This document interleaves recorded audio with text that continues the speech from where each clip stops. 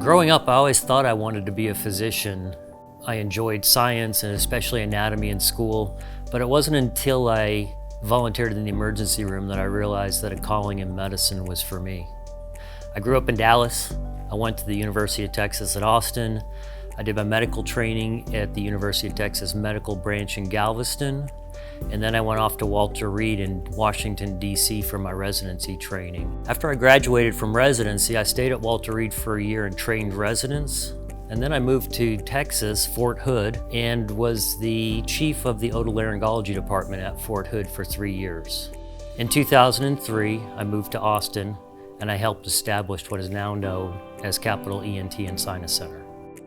As a resident, I did research in sinusitis and sleep apnea, and these are still passions of mine. I specialize in nasal obstruction and chronic sinusitis. One of the most rewarding aspects of my practice is taking care of patients who have failed therapy with other physicians and offering them permanent solutions to their chronic nasal and sinus complaints.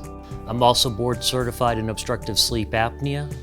I have the ability to offer every treatment option ever invented for sleep apnea. I've also worked hard to establish an airway team in Austin.